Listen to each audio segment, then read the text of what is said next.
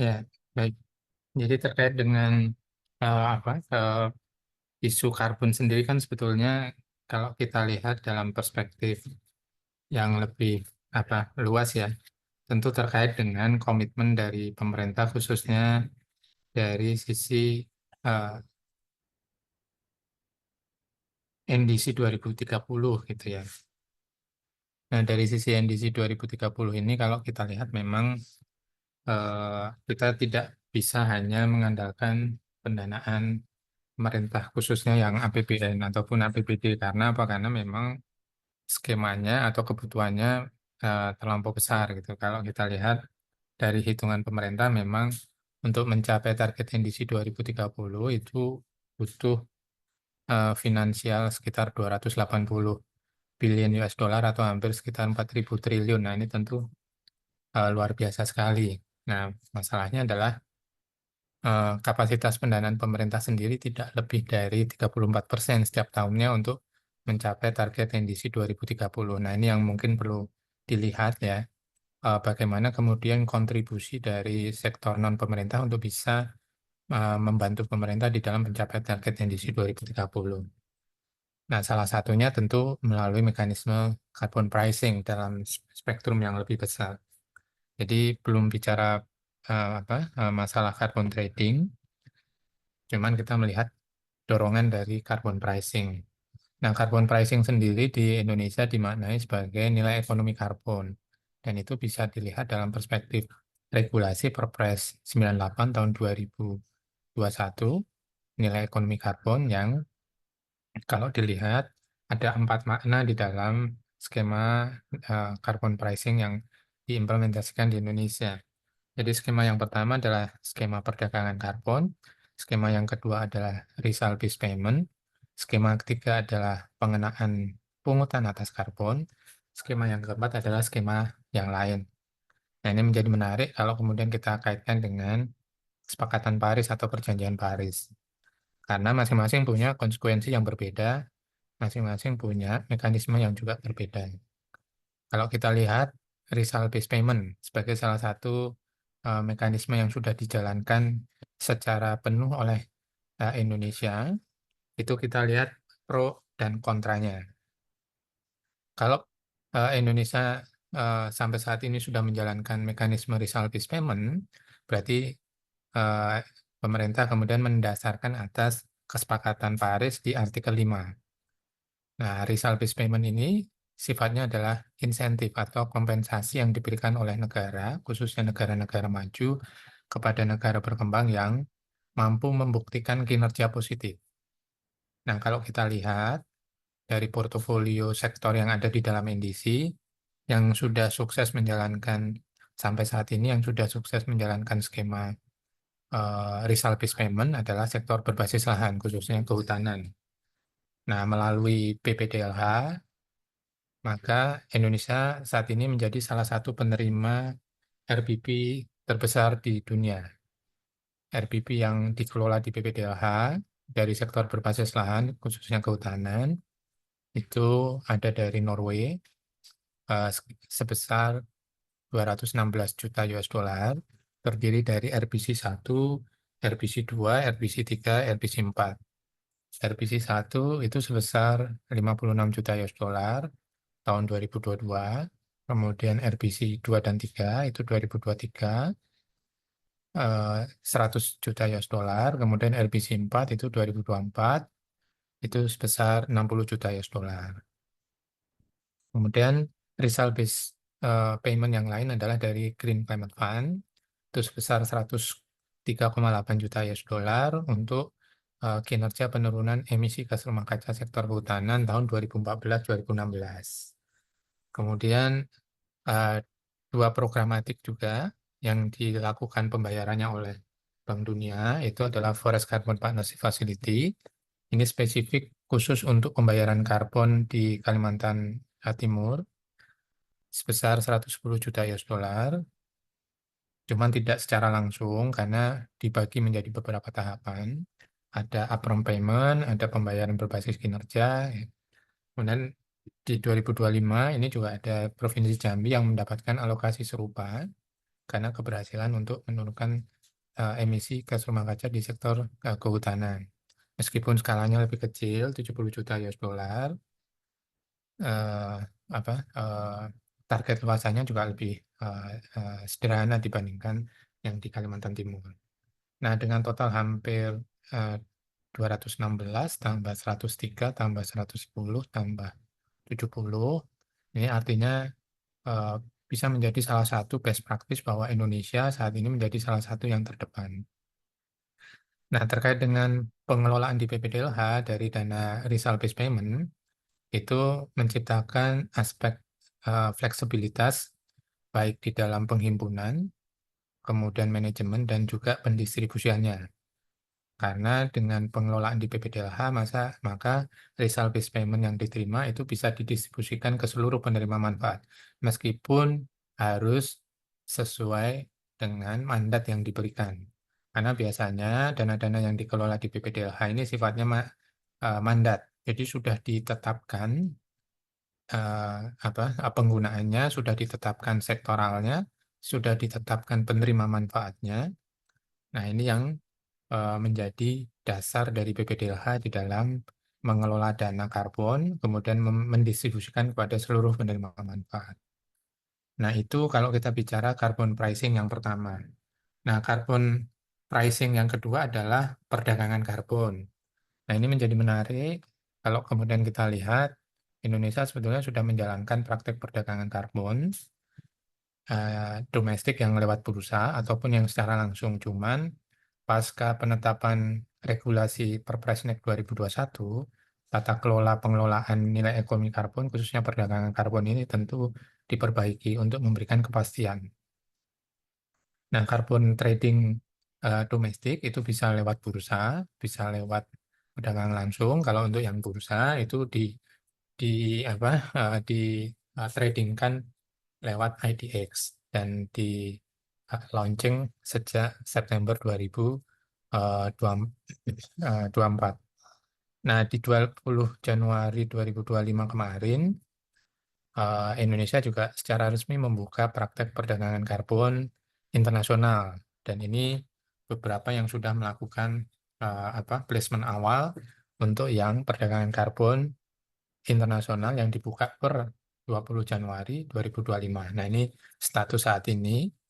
Nah, cuman kalau kemudian kita lihat bagaimana potensi pengembangan perdagangan karbon di sektor-sektor lain, nah itu nanti kita bisa lihat tahapan regulasi, kesiapan, peta jalan, kemudian metodologi yang memang sudah harus disiapkan dengan baik sebelum perdagangan karbon itu sendiri kemudian dijalankan, kemudian diimplementasikan.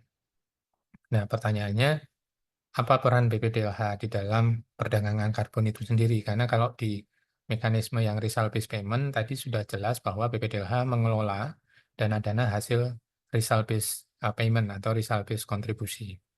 Nah, kalau perdagangan karbon sendiri, BPDLH juga ditunjuk berdasarkan Perpres 98.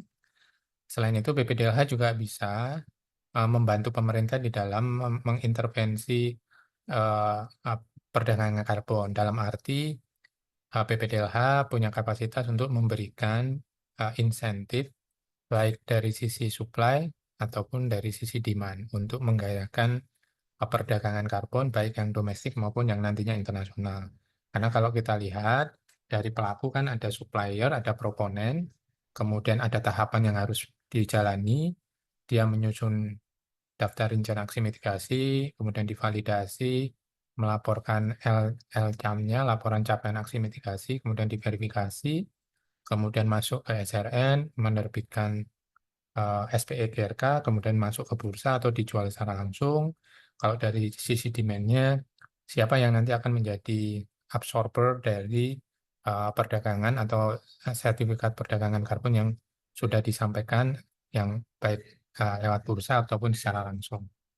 Nah, ini bisa apa eh, menjadi salah satu cara BPDLH untuk melakukan dukungan kepada pemerintah ya di dalam menggairahkan sektor perdagangan karbon ini sendiri gitu. Nah, meskipun tentu PR ke depannya masih banyak dan ini yang harus terus dikerjakan oleh BPDLH di dalam memberikan upaya untuk mendorong baik dari sisi supply-nya si proponennya supaya makin banyak sertifikat penurunan emisi gas rumah kaca yang diproduksi ya.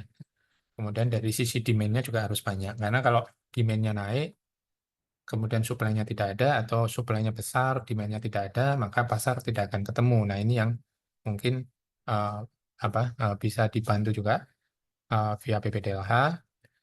Selain ada beberapa hal yang memang harus diselesaikan dan di eh, upgrade.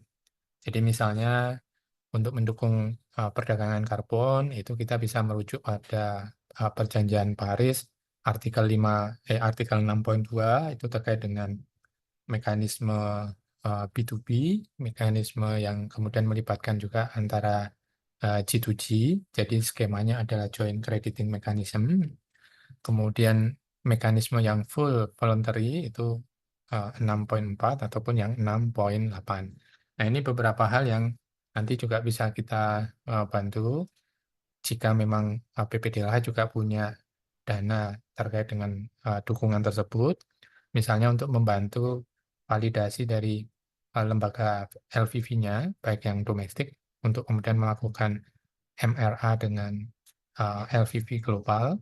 Tentu lead-nya adalah teman-teman KLHK KLH sebagai National Focal Point dari isu NDC maupun carbon pricing. Nah, ini beberapa praktek-praktek yang sudah menjadi contoh-contoh yang berlaku di eh, dunia internasional yang kemudian bisa direplikasi di Indonesia. Nah, ini beberapa dukungan yang memang sudah diberikan oleh BPDLH di dalam mendorong bergairahnya sektor supply maupun demand ya supaya perdagangan karbon ini kemudian bisa memberikan manfaat yang maksimal ya di dalam memberikan tambahan bagi kapasitas pendanaan pemerintah untuk mencapai target NDC 2030. Nah, ini kemarin yang sudah kita kerjakan ada proyek persiapan terkait dengan launching, kemudian kita bicara apa dialog yang dilakukan termasuk peluncuran dari perdagangan karbon internasional melalui bursa itu tanggal 20 Januari 2025. Nah, ini beberapa hal yang bisa kami sampaikan sebagai bahan diskusi awal. Terima kasih. Terima kasih Pak Joko atas pemaparan materinya. Luar biasa Pak Joko. Oke, sekarang kita akan masuk ke sesi Q&A. Buat teman-teman yang mau bertanya ke Pak Joko, bisa menulis di link Slido yang sudah dikirimkan oleh panitia.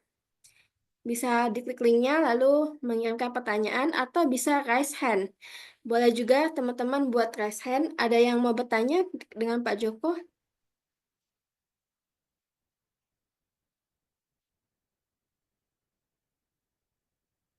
Boleh teman-teman ditanya di link Slido atau raise hand?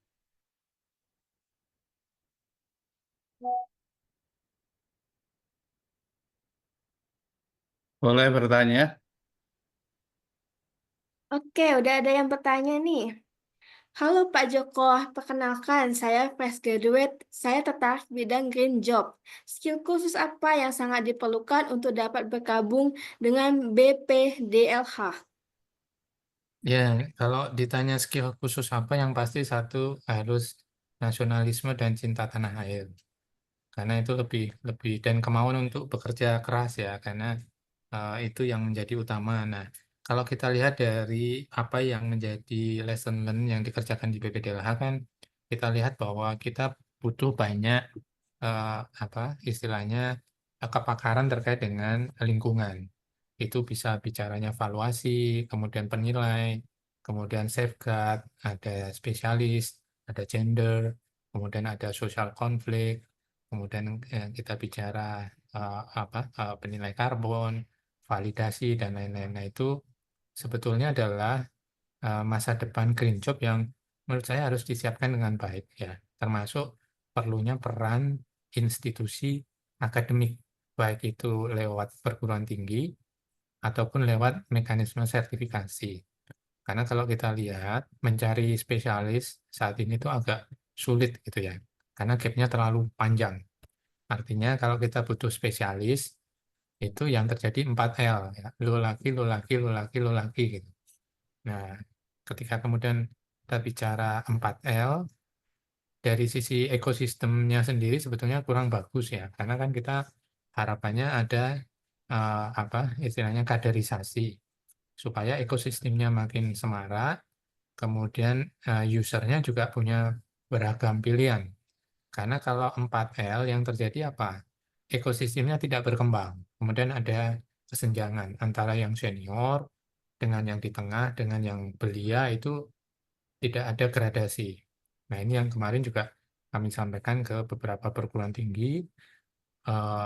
Kita mohon supaya dipikirkan apakah melalui pembukaan satu program pendidikan baru, kekhususan baru, kemudian penjurusan baru yang nantinya kemudian menghasilkan akademik person yang kemudian siap, yang kemudian ada kelanjutannya dalam bentuk sertifikasi gitu. Karena ada hal yang berbeda antara pendidikan dasar dengan sertifikasi. Pendidikan dasar itu memberikan baseline fondasi untuk kemudian dia siap menjadi spesialis, tapi berikutnya dia harus disertifikasi untuk bisa menunjukkan nilai kepakarannya dia. Nah, ini yang kemudian coba kami lakukan kemarin. Demikian, Mbak Teresa. Oke, terima kasih Pak Joko. Wah, harus nasionalisme nih teman-teman. Kemudian Pak Fajri mungkin ada yang mau ditanyakan? Pertanyaan. Oke, langsung aja. Pertama tadi dari penjelasan Pak Joko, itu kan dana RBP itu kan cukup besar dan cukup banyak ya yang sudah masuk ke Indonesia, baik dari Norway, dari GCF dan dari mana-mana. Nah, pertanyaan saya, bagaimana peran BPDLH untuk mengatur pembiayaan RBP ini dengan perdagangan karbon biar tidak terjadi tumpang tindih. Karena kalau saya melihat ini kan untuk sektor kehutanan khususnya, untuk sektor kehutanan, lokasi-lokasi yang eh, dijadikan RBP maupun lokasi-lokasi yang dijadikan eh, karbon rencana untuk perdagangan karbon ini kan masih belum terlalu fix ya. Nah, padahal sudah jelas di Permen nomor 7 tentang tata cara perdagangan karbon di sektor kehutanan menyebutkan tidak boleh terjadi double pembiayaan atau terjadi double pembayaran. Nah, ini saya kira ini penting. Nah, itu yang pertama. Kemudian yang kedua, sekarang itu mohon maaf, kesannya ya, antara RBP dengan perdagangan karbon itu kan satu kompetitor. Karena belum ada pengaturan yang jelas. Satu sisi, RBP diberi ruang yang cukup besar untuk mendapatkan ya dana-dana karbon, tapi di sisi lain untuk untuk perdagangan karbon itu ruangnya relatif ditutup dengan surat cinta dari Menteri Kehutanan umpamanya untuk menghentikan terlebih dahulu perdagangan karbon dan lain sebagainya dari tahun 2020, 2021 ini kan ada surat-surat yang dilayangkan oleh Menteri Kehutanan untuk menghold dulu atau untuk menunda dulu skema perdagangan karbon untuk sektor kehutanan ya.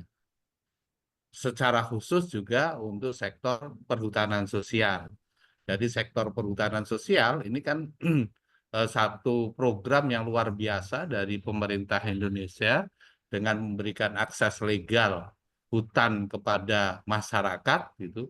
Salah satu potensinya di perhutanan sosial itu yang diperbolehkan sesuai peraturan yang ada itu adalah pemanfaatan jasa lingkungan melalui penyerapan dan atau penyimpanan karbon. Salah satunya adalah penyelenggaraan nilai karbon melalui perdagangan karbon ini.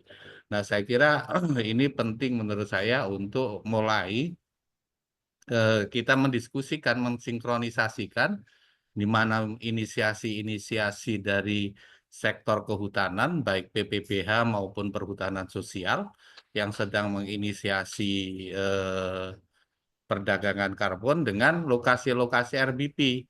Indonesia kan negara yang sangat luas, hutan kita 125 juta hektar. Artinya jangan sampai kita hanya 1-2, kalau tadi Pak Joko bilang lu lagi, jangan sampai di situ dan di situ terus duit yang kemudian numpuk gitu. Nah, kesannya seperti itu sekarang. Pengalaman kami di Kalimantan Barat seperti itu, duitnya numpuknya di situ-situ terus, mau duit ini, duit itu yang saya kira perlu untuk sinkronisasi secara lebih fair. Karena banyak inisiasi yang sekarang ini dilakukan, termasuk kami menginisiasi bagaimana perhutanan sosial, lembaga pengelola perhutanan sosial Apa sih? itu bisa melakukan perdagangan karbon secara langsung, menjadikan mereka sebagai subjek Apa untuk aja? skema ini.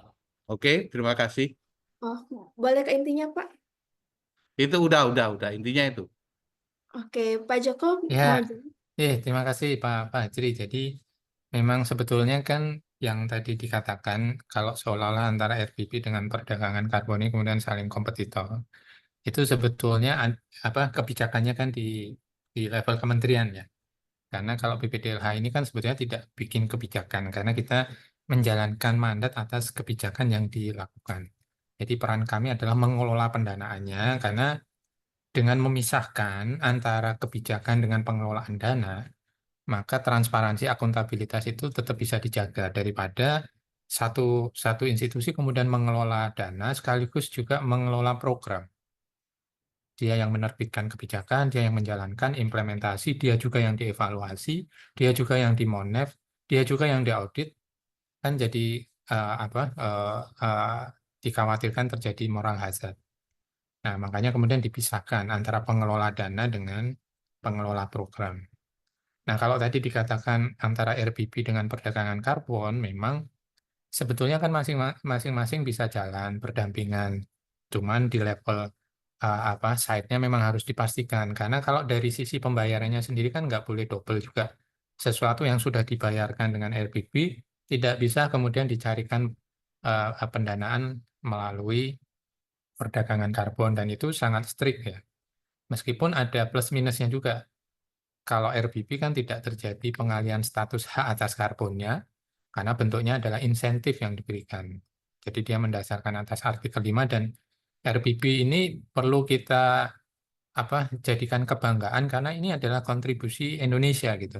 Jadi mekanisme RBP ini kan muncul pertama kali usulan ketika pembahasan COP di Bali. Jadi ini truly legacy dari Indonesia untuk dunia. Dan ini bisa menjadi best practice juga, ya banyak negara dengan luasan hutan yang masih masih tinggi, ya untuk kemudian bisa mendapatkan pembayaran kompensasi tanpa melepaskan status karbonnya.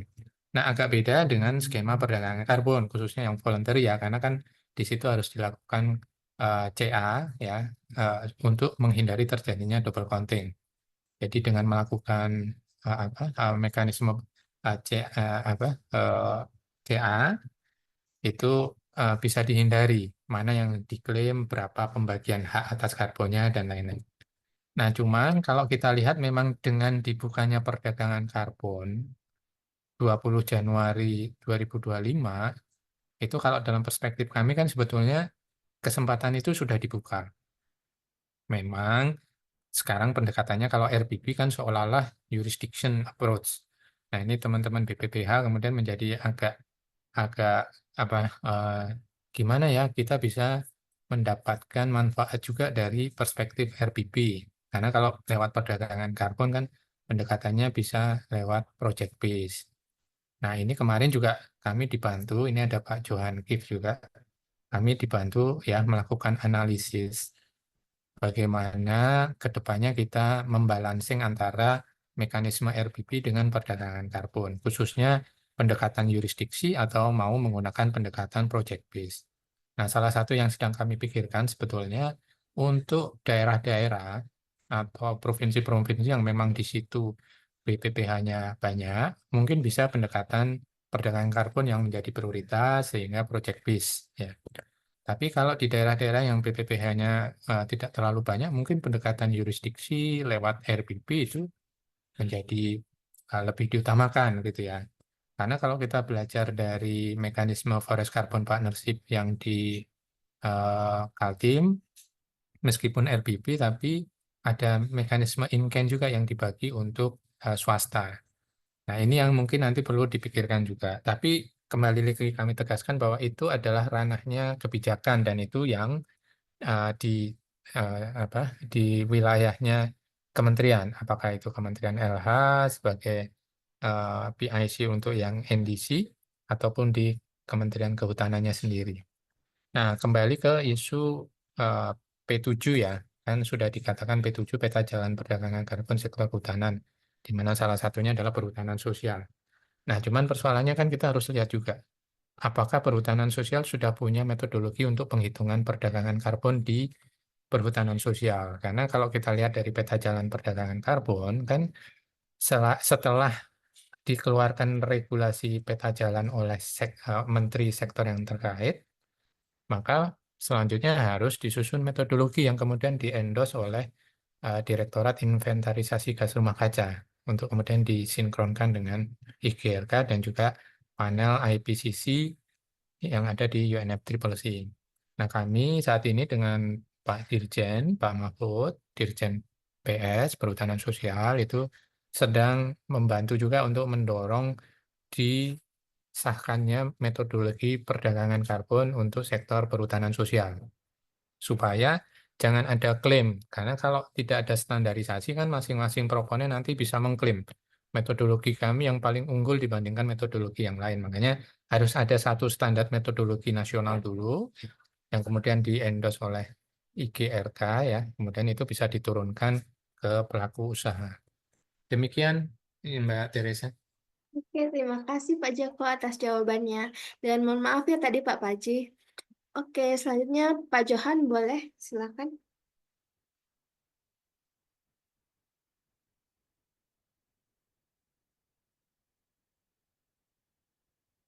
Pak Johan Kiev UNEP boleh, silakan. Oke. Selamat pagi Pak Joko dan Pak Joko juga dan teman-teman saya mencintai di Indonesia ini ya. Kan saya sekarang itu bekerja dari Nairobi. Pak Joko, pertanyaan saya itu menyangkut untuk result-based payments.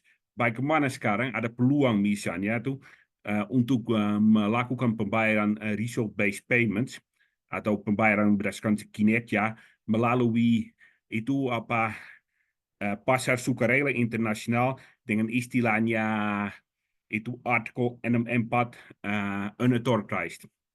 Terima kasih. Sorry Pak, yang terakhir tadi, can you explain more Pak? Melalui itu pasal 64 karena 64 ada satu Oh, ya. peluang untuk pasar sukarela tuh istilahnya Bapak bahasa biasa dia istilahnya unauthorized itu tadi istilahnya agak aneh tapi ya udahlah. Ya, ya. Ya, jadi kalau kemarin kan kalau sesuai arahan dari Pak Menteri LH ya sebagai National Focal Point untuk NDC, kan kalau RBP kita bekerja di artikel 5 ya Pak Johan ya. Nah, Ya. artikel 5 ini kan kemudian yang dibuka di 6.2, 6.4 oleh Pak Menteri selama pelaksanaan COP yang di Azerbaijan kemarin. Nah, cuman memang selama proses penyiapan semua modalitas untuk yang 6.4, sebetulnya Pak Menteri LH itu juga memprioritaskan untuk yang 6.2 Pak Johan ya. Karena dengan 6.2 ini kan sebetulnya kesepakatannya antara G2G, tapi bisa menggandeng perdagangannya yang dilakukan oleh B2B-nya. Nah, ini butuh MRA. Nah, kemarin waktu di Azerbaijan kan sudah dilakukan MRA antara Indonesia dengan Jepang. Nah, nanti mungkin bisa belajar dari kasus tadi Ghana dengan Switzerland. Antara Indonesia dengan Jepang ini kan kemarin punya best practice joint crediting mechanism ya, di mana sudah berjalan, cuman mungkin akan direview kembali bagaimana mekanisme CA-nya, apakah masih menggunakan CA yang lama. Kalau dirasa terlalu memberatkan Indonesia, ya mungkin ada revisi revisit, kemudian ada refinement supaya kesepakatan untuk CA agreement-nya juga diperbaiki, itu Pak Johan. Cuman kalau 6.4-nya kan juga sudah dibuka dengan yang perdagangan karbon internasional tanggal 20 Januari kemarin. Cuman Pak Menteri Hanif itu sangat memprioritaskan juga implementasi dari 6.2 yang G2G sebagai flagship-nya, cuman di dalamnya ada B2B-nya. Nah, ini yang mungkin UNEP juga bisa banyak membantu ya nanti Pak Johan ya, your legacy, Ya, Pak. tentu. Ya, ya. Yes, your legacy perhaps could be continue ya, yang di Indonesia Oke. supaya bisa yang 6.2 yang menjadi prioritas, tapi juga set asset bisa implementasi untuk yang 6.4. Nah, kalau kita lihat memang dari bursanya sendiri kan sekarang masih agak slow down ya Pak Johan ya. Nah, ini gimana ya? Makanya BPDLH kan mencoba untuk mencari alternatif gimana nih menyemarakkan bursa ya. Apakah suplainya juga harus ditambah? Gimana menggarahkan suplainya? Karena Pak Menteri Hanif sangat radikal ya. Ketika dilihat apa bottleneck-nya, apa problemnya, langsung dipanggil, langsung diintervensi supaya segera bisa marak ya, atraktif gitu ya tradingnya.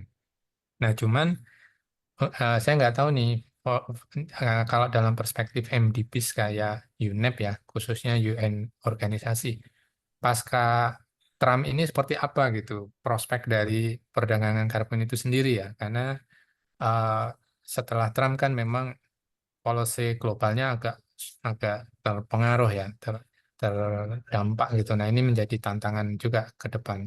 Apakah makin bergairah atau malah justru turun? Karena kan kalau kemudian pelantikan Trump menimbulkan goncangan ke carbon trading, artinya strategi RBB mungkin perlu didorong untuk lebih masif. Karena kan kalau RBB antar negara ya bilateral ya. Jadi mungkin bisa less political pressure dampak dari Trump. Karena kalau Trump kan mungkin akan langsung dampaknya kan akan sangat terimpact adalah yang market base kan pasti akan terimpact dengan kebijakan dari US. Nah, mungkin di situ ada blessing disguise-nya adalah dengan Trump policy ini justru RBB akan naik daun lagi nih, akan menjadi favorit lagi gitu Pak Johan ya.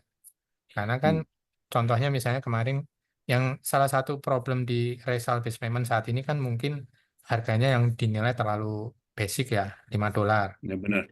Cuman kan kita bisa lihat bahwa $5 itu kan ketika pendekatannya adalah yang dihitung adalah fully benefit yang sifatnya karbon. Belum memasukkan benefit non-karbon seperti biodiversity, medicine, dan lain-lain. Nah, ini yang perlu dipikirkan juga ya, karena toh untuk yang FCPF Kaltim kan harga basicnya $5. Untuk yang Norway $5. Yang GCF pertama $5. Tapi yang biokarbon Jambi itu $7. Artinya Indonesia bisa bargain untuk increase dari pricing yang awalnya hanya $5.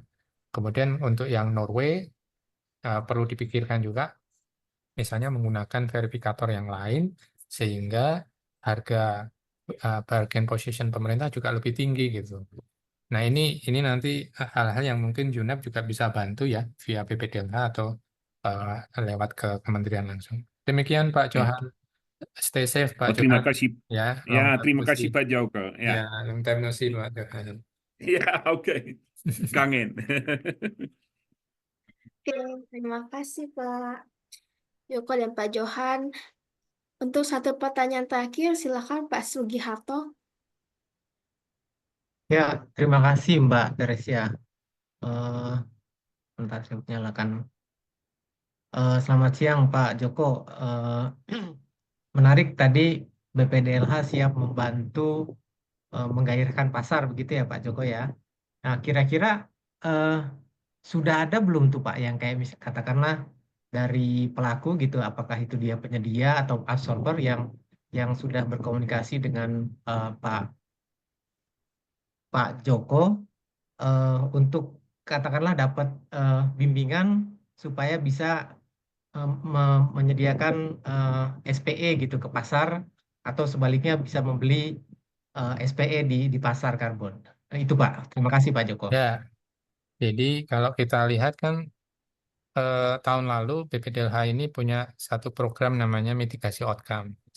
Nah, ini program yang diberikan oleh UNDP yang dananya dari Jepang. Nah, mitigasi outcome ini dikelolakan oleh BPDLH untuk kemudian disalurkan melalui skema pemberian insentif kepada proponen supaya dia bisa menyelesaikan semua proses mulai dari drum, verifikasi, validasi, LCAM, masuk LSAN, sampai keluar SPE GRK-nya. Nah, insentifnya itu adalah 80% biaya itu ditanggung lewat dana ini gitu ya. Tapi BPDLH naruhnya di LVV-nya, bukan di proponennya. Jadi proponen yang mau memproses nanti menunjukkan di prosesnya di mana nih. Misalnya kan 7 verifikator domestik yang ada saat ini ya, misalnya Sukovindo atau Mutu Agung. Nah, nanti yang 80% dana dari mitigasi outcome itu BPDLH taruh di LVP-nya. Nah, dari proses yang dijalankan, ternyata dari banyak yang diundang hanya 13 ya, yang kemudian selesai finish sampai keluar SPE GRK-nya. Yang 12 sudah finish, yang satu harus verifikasi ulang. Tapi dari sisa dana yang banyak ternyata ya tidak bisa dioptimalkan. Makanya kemudian dananya harus dikembalikan. Nah, nanti coba kami cek lagi nih di 2025 apakah bisa kita ambil lagi dana itu gitu ya. Karena ternyata banyak yang berminat untuk mengulangi. Cuman kan eh, apa kembali lagi gitu ya. Tahun lalu sudah kita adakan, ternyata hanya 13 yang sukses. Nah, tentu review secara internal juga dilakukan ya bersama dengan kementerian. Kenapa kok hanya 13, padahal diberi insentif? Nah, ini yang juga terus diperbaiki termasuk bagaimana SRN-nya sendiri, verifikasinya, validasinya, proseduralnya, birokrasinya, ini yang juga terus diperbarui. Nah, kemudian untuk menggairahkan demand-nya seperti apa? Nah, kami juga melakukan banyak dialog dan komunikasi dengan para pemangku yang lain gitu ya. Karena sebetulnya kan selain industri yang bisa jadi demand, perbankan kan juga potensial ya. Karena kan perbankan saat ini dengan green taxonomy itu juga sudah mulai masuk ke bisnis yang green. Kemudian dari sisi Bank Indonesia sebagai pemilik kebijakan moneter kan dia juga dengan Undang-Undang P2SK mereka juga mendorong supaya bank-bank itu bisa menghitung menurunkan emisi apa dari carbon footprint yang dihasilkan dari total pinjaman atau lending yang diberikan sampai di skop 3. Nah, kalau kita lihat dia harus bisa sampai skop 3 kan artinya opsi terbaiknya adalah dia lewat masuk ke bursa ya, melakukan offset ke bursa untuk kemudian di retire. Karena bank kan nggak punya aktivitas, tidak memproduksi, jadi dia opsi terbaiknya adalah beli karbon, offset, langsung di retire. Nah, ini beberapa aktivitas yang tadi kami sampaikan. Kita mencoba untuk mendukung pemerintah di dalam upaya untuk menggairahkan sektor perdagangan karbon ini ya. Di samping kita tetap menjalankan mandat kami di result based payment. Karena result based payment ini kalau bisa direplikasi di sektor-sektor NDC utama yang lain selain kehutanan tentu menjadi menarik gitu ya. Jadi selama mendayung di perdagangan karbonnya, RPP-nya juga terus ditingkatkan kualitasnya. Demikian, Pak Sugi. Ya, terima kasih Pak Joko. Oke, terima kasih Pak Sugiharto dan Pak Joko. Oke, satu pertanyaan lagi Pak PN Dewa, silakan. Ya, terima kasih sebelumnya, Mbak. Mungkin terkait ini ya Pak, concern dari internasional karena beberapa belakangan ini saya ada obrolan dan sebagainya. Nah, salah satu concern di bursa karbon internasional kita itu kan terkait dengan metodologi yang di ini ya di SRNPPI ya, di mana belum sepenuhnya align dengan international standar. Nah, mungkin dari situ mungkin Bapak ada pandangan, Pak. Itu saja. Terima kasih. Ya, kemarin dengan Pak Menteri LH itu beliau sangat revolusioner ya, sangat progresif. Jadi kan sekarang dibentuk satu kedeputian, Deputi Tata Nilai Ekonomi Karbon yang di Pak Ari ya. Kalau dulu kan PPI. Nah, di level eselon 2-nya ada ASDEP, tata nilai ekonomi karbon. Nah, ini Pak Wahyu Marjaka ya, itu kan banyak melakukan koordinasi, kemudian sinkronisasi, sinergitas dengan mengundang banyak lembaga verifikasi internasional untuk kemudian melakukan penjajakan MRA, menyamakan metodologi, kemudian acceptance dari LVP global bersama dengan yang domestik, gitu ya, termasuk melihat peluang misalnya untuk yang 6.2 ya, ataupun yang fully 6.4. Nah, ini kebijakannya di mereka ya, Pak Dewa ya. Jadi kebijakannya di teman-teman kementerian. Nah, kalau dari kami mendukung yang tadi. Kita melakukan banyak dukungan untuk bisa melengkapi paket kebijakannya gitu ya. Karena kebijakan bukan di kami pengelola dana, financial management. Program owner-nya itu adalah di kementerian. Tapi dari hasil diskusi kami dengan Pak Menteri, ya, baik Menteri LH maupun Menteri Kehutanan, banyak terobosan yang juga sudah dijalankan. Mereka juga banyak mengundang teman-teman LVV Global ya, Vera, Gold Standard, kemudian Plan Vivo, dialog dengan Atris, ya, untuk menjajaki dilakukannya MRA ini. Karena begitu MRA-nya nyambung kan sebetulnya secara metodologi kemudian menjadi internasional rekognisi semua ya. Dan itu yang memang, nah cuman kita juga melihat sebetulnya apa yang menjadi menu prioritas atau menu yang global inginkan gitu ya.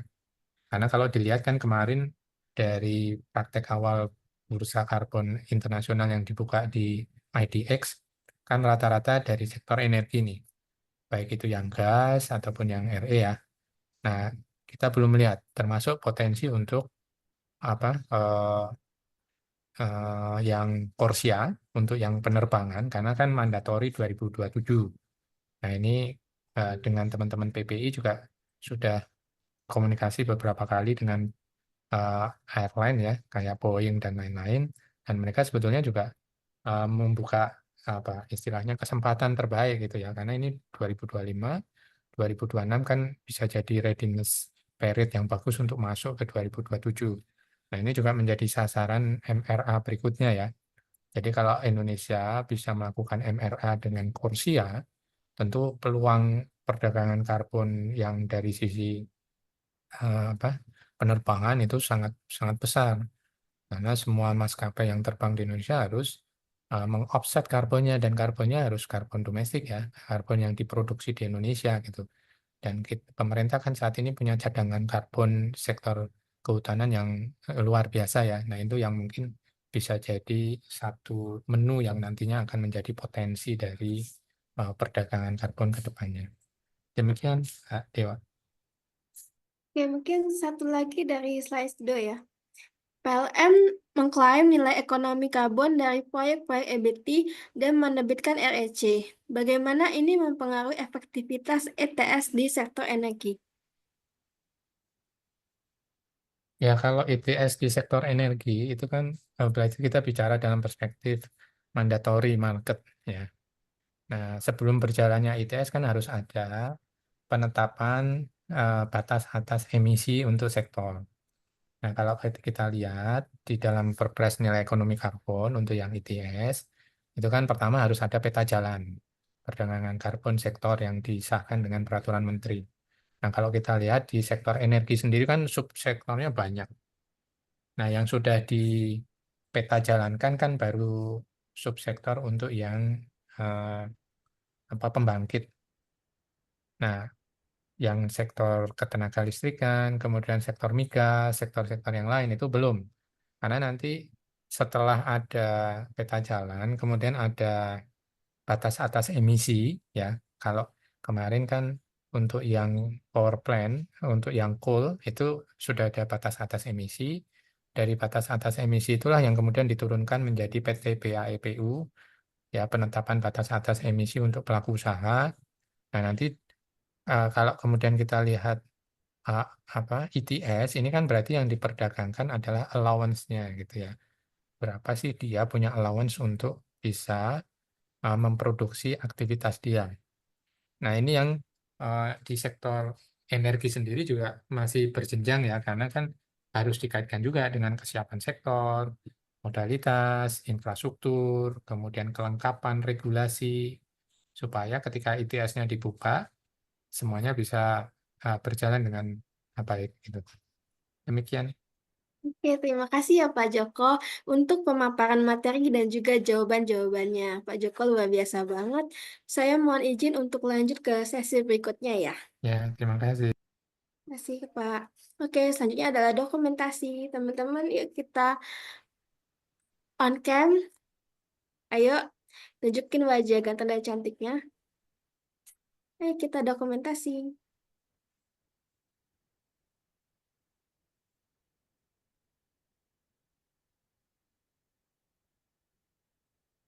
Oke, saya hitung ya. Sudah siap? 3, 2, 1. Oke.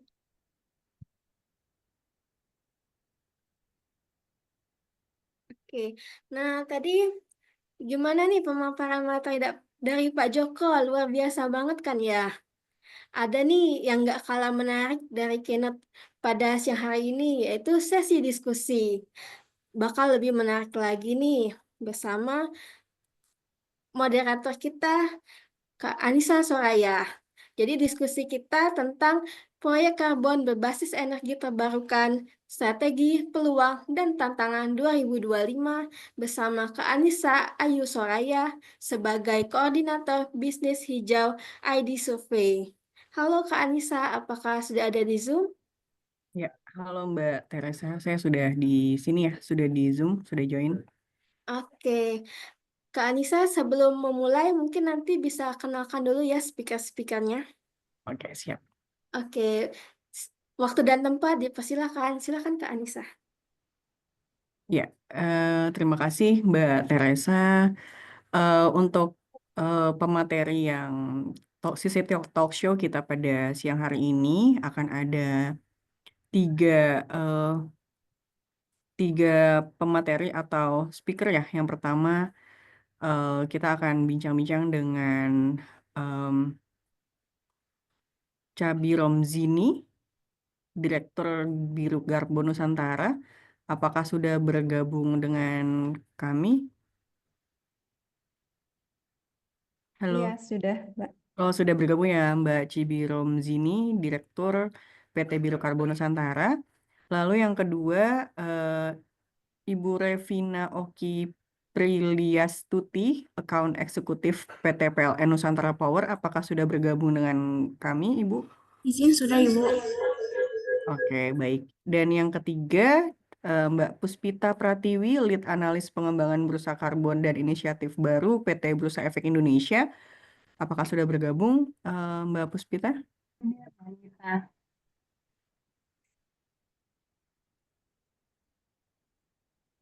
Halo, Mbak Puspita. Halo, iya Mbak Anissa sudah. Oke, sudah bergabung. Siap. Berarti tiga speaker kita sudah bergabung di link Zoom ini. Baik, kalau seperti itu kita mulai saja untuk diskusinya.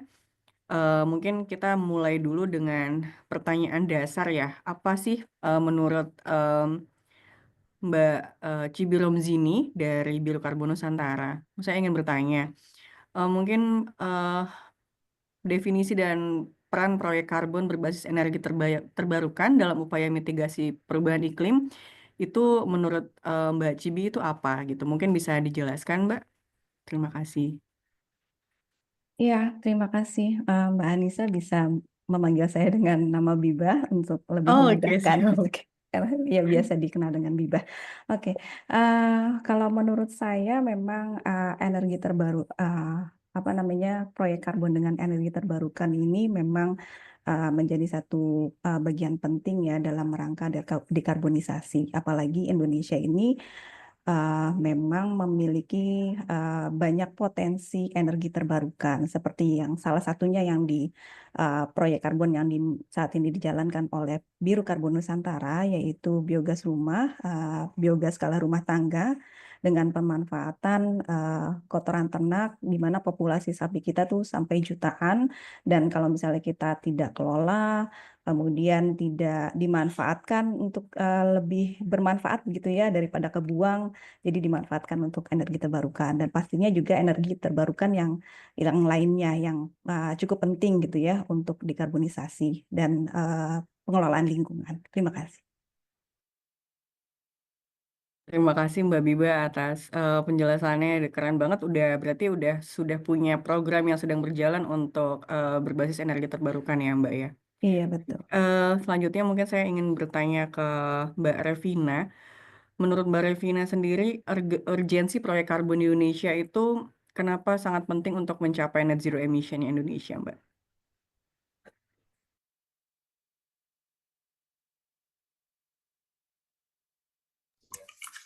Ya, selamat siang Mbak Anissa, terima kasih atas pertanyaannya. Jadi urgensi proyek karbon ya Mbak tadi?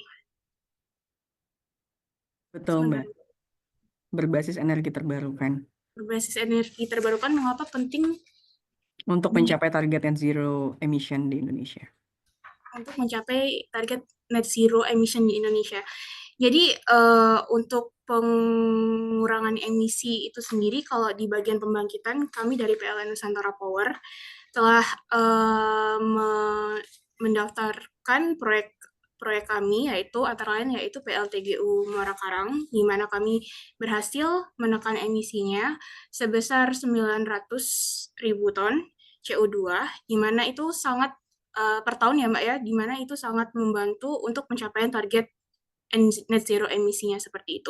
Selain itu di tahun 2023 juga kami juga di 2024 maksud saya kami mendaftarkan juga proyek kami yaitu PLTGU Muara Karang, di mana kami dari PLTGU gitu dapat menekan dari konversi dari single cycle ke combined cycle, dapat menekan emisi yang dihasilkan sebesar 34.000 ton CO2 seperti itu, Mbak.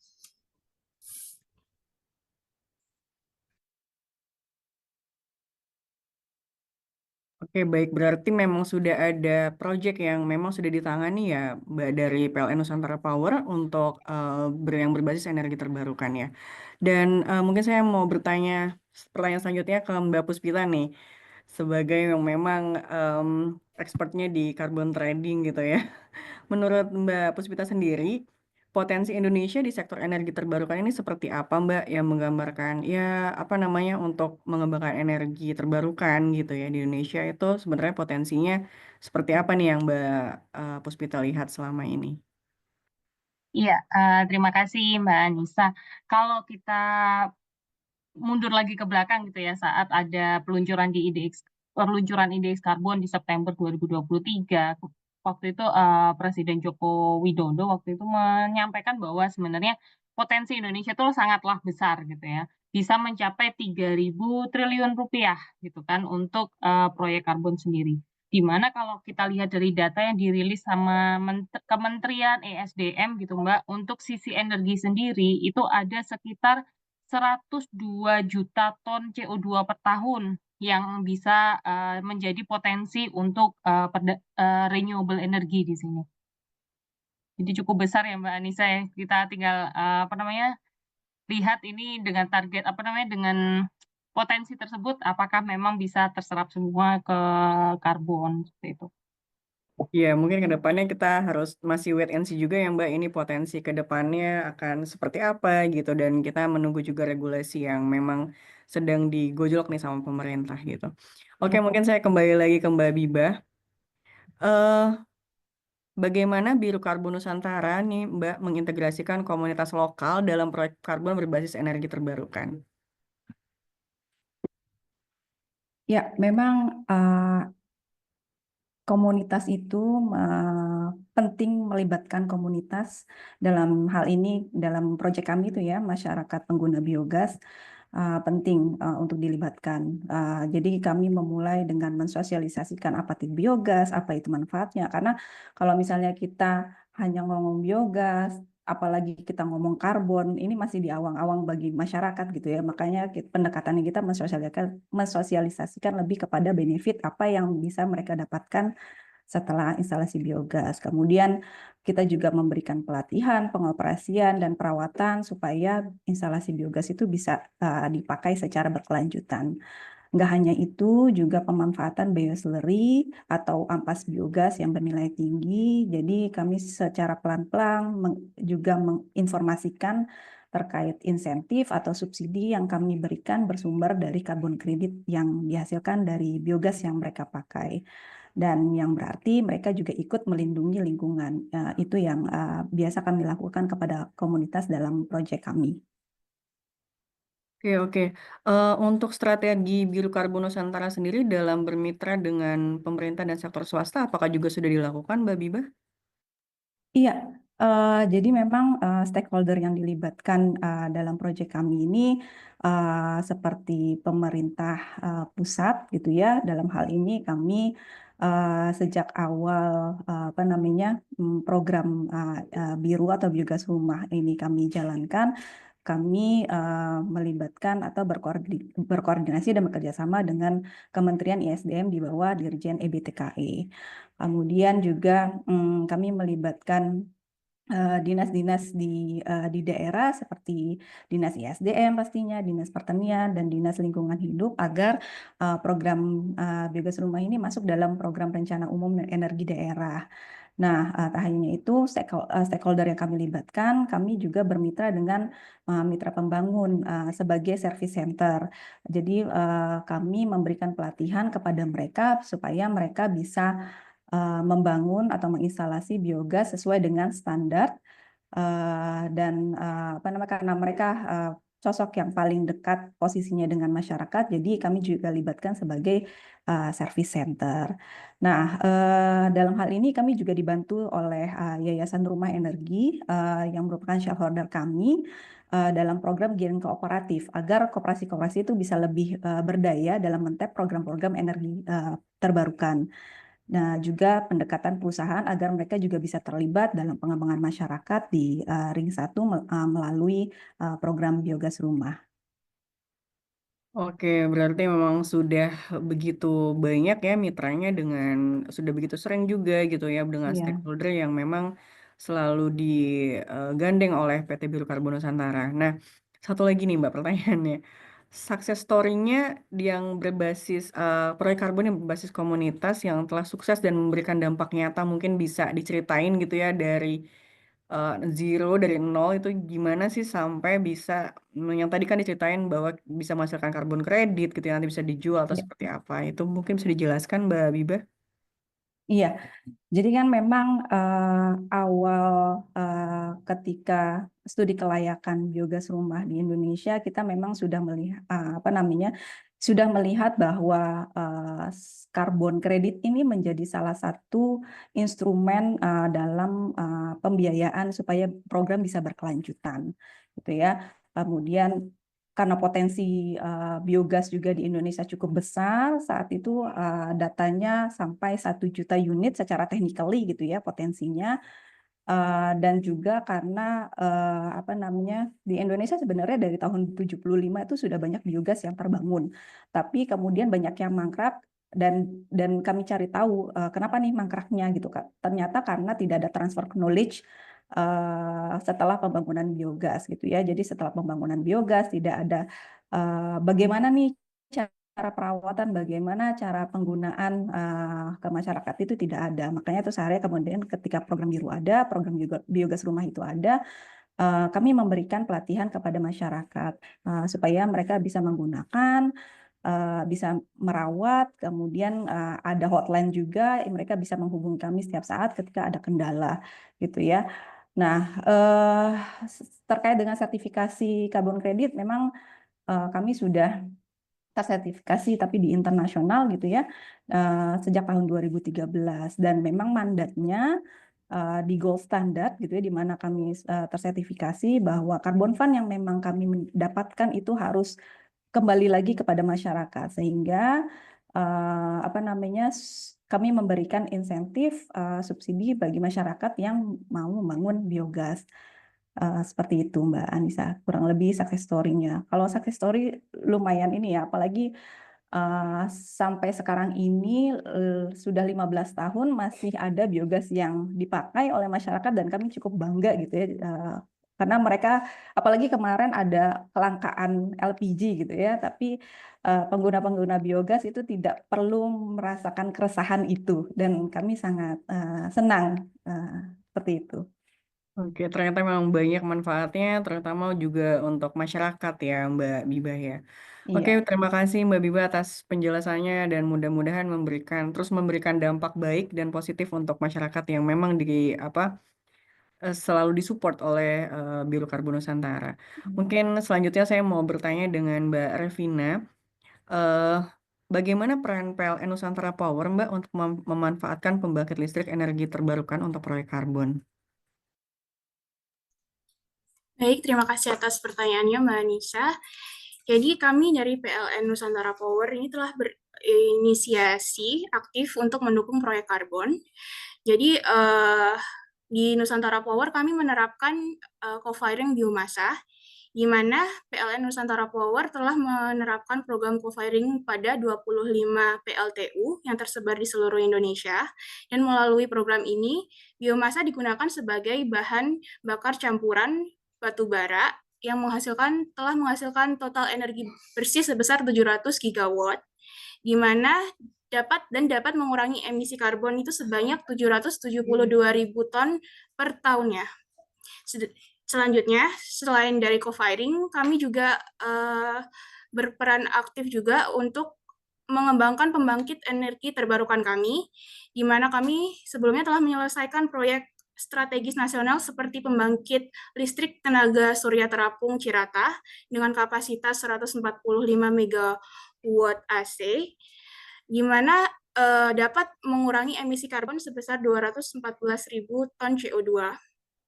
Kemudian kami juga telah mendukung pembangunan Smart City di Ibu Kota Negara atau IKN dengan menyediakan listrik bersih melalui PLTS IKN yang berkapasitas sebesar 50 MW, di mana dapat mengurangi emisi sebesar 44.000 ton CO2 per tahunnya.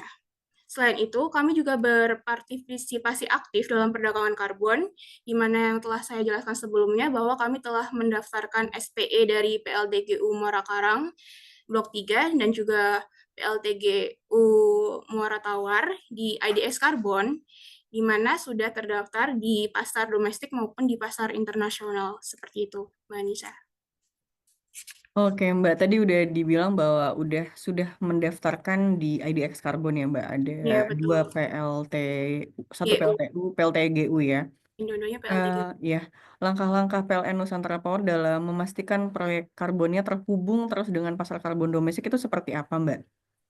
Baik, jadi pertama-tama kita melakukan pendaftaran SPE terlebih dahulu di SRN, di mana prosesnya itu dari kita mendaftarkan detail dari proyek kita, kemudian penerbitan dokumen DRAM, kemudian ada validasi verifikasi oleh LVV, selanjutnya penerbitan LCAM atau laporan capaian aksi mitigasi, sampai akhirnya terbit SPE yang di sistem SRN itu langsung terkoneksi dengan IDX, Mbak. Jadi apabila kita ingin mendaftarkan SPE kita ke IDX langsung melalui SRN tersebut, sehingga terkoneksi langsung ke IDX seperti itu. Jadi selain itu juga kita juga selain melalui IDX, kita juga melakukan perdagangan langsung, di mana kita juga bisa secara B2B dan B2C seperti itu, untuk memperdagangkan karbon kita. Oke, menarik nih Mbak yang B2B dan B2C. Nanti mungkin kita akan bahas lebih lanjut dengan Mbak Puspita ya dari IDX Karbon. Nah, selanjutnya nih Mbak Revina, upaya dari PLN Nusantara Power sendiri untuk meningkatkan kapasitas dan keberlanjutan pembangkit energi terbarukan itu inisiatifnya seperti apa, Mbak? Kita PLN Nusantara Power sampai dengan 2030 kita mendapatkan penugasan nih Mbak untuk mengembangkan pembangkit sebesar 6,3 gigawatt, di mana 90% dari target tersebut merupakan pembangkit energi baru terbarukan. seperti itu. Dan untuk meningkatkan awareness masyarakat, kita melakukan sosialisasi ke berbagai stakeholder kita dan juga melakukan roadshow bersama IDX Carbon ke perusahaan-perusahaan seperti itu, Mbak.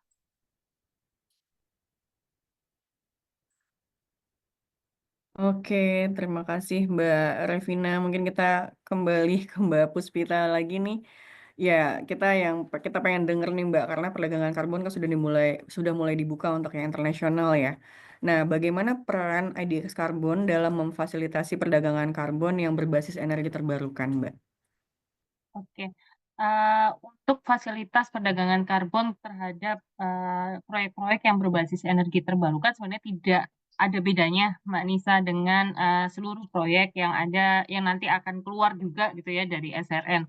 Kami sebagai operator bursa karbon menyediakan fasilitas perdagangan gitu ya yang dapat digunakan baik dari sisi pemilik proyek, dari sisi seller maupun dari sisi buyer seperti itu. Jadi kita tidak membedakan mana yang dari berbasis energi terbarukan atau berbasis hutan nantinya misalnya gitu. Nah, di sini kami dari bursa karbon gitu ya sebagai secondary market di mana setiap proyek yang nanti SPI-nya keluar dari SRN itu akan kami siap gitu ya untuk menangkap apapun gitu seperti itu. Jadi sepanjang pemilik proyek sudah bisa mendapatkan SPI-nya dari SRN PPI dan didaftarkan ke bursa, kita akan siap menangkap semua yang didaftarkan ke kita, Mbak. Oke, berarti prospek pasar karbon ini cukup besar ya Mbak. Di 2025 itu apakah prospeknya akan semakin naik gitu ya, dan bagaimana peran atau proyek energi terbarukan itu dapat mengambil bagian pada pasar karbon di Indonesia, Mbak? Oke, kalau seperti yang tadi saya sampaikan, sebenarnya kalau dari sisi potensi sih Indonesia besar banget, Mbak ya, karena kita juga punya wilayah hutan yang nomor 2 di dunia gitu ya, di bawah Brazil. Setelah itu kita juga punya mangrove gitu, terus kita juga punya proyek-proyek energi terbarukan seperti itu. Kalau kita ngomong prospek besar gitu. Tapi bagaimana kita secara ekosistem perdagangan karbon ini bisa merealisasikan potensi tersebut. Itu kan pertanyaannya ya. Jadi seperti itu. Kalau untuk tahun 2025 di mana di tanggal 20 Januari kemarin kita sudah membuka istilahnya membuka gembok untuk transaksi ke luar negeri, harapannya kita sekarang bisa lebih memperkuat dari sisi demand dan dari sisi supply-nya juga gitu. Karena kalau kita lihat dari kemarin kita coba roadshow gitu ya Mbak terhadap pembeli-pembeli asing gitu. Saat ini sekarang mereka itu lebih rigid sebenarnya untuk memilih proyek yang akan mereka beli itu permintaannya itu sangat-sangat rigid dari pembeli asing gitu.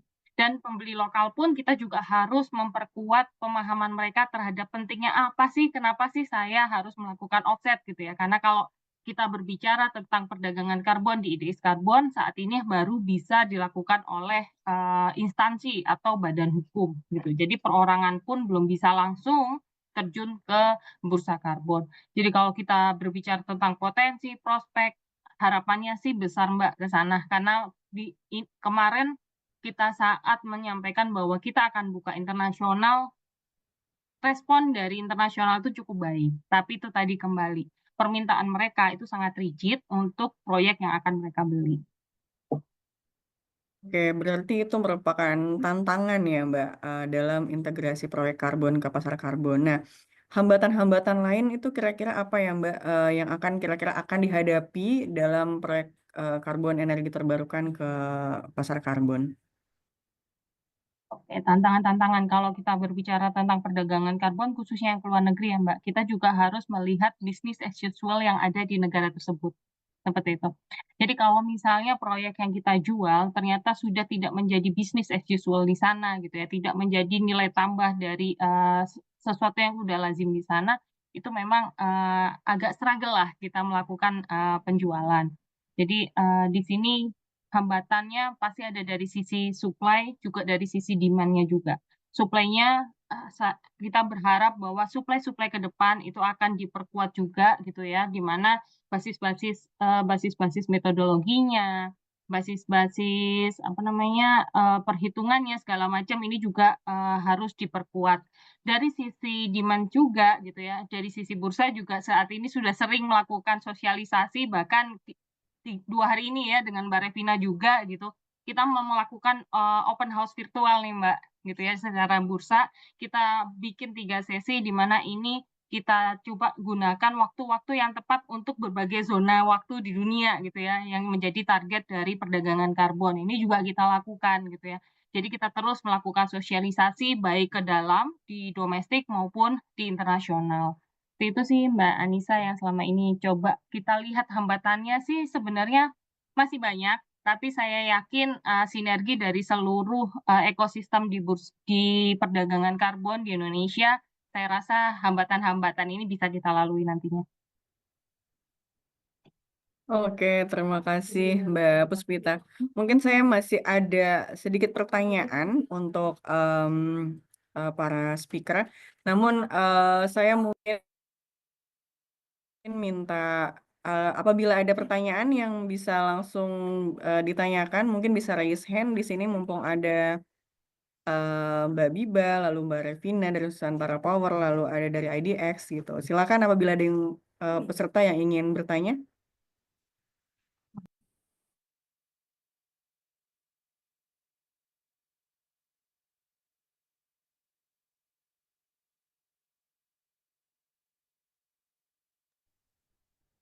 Apakah ada pertanyaan? Mungkin dari peserta, kalau belum ada pertanyaan, saya mungkin akan bertanya lagi nih gitu untuk Mbak Biba dulu gitu ya.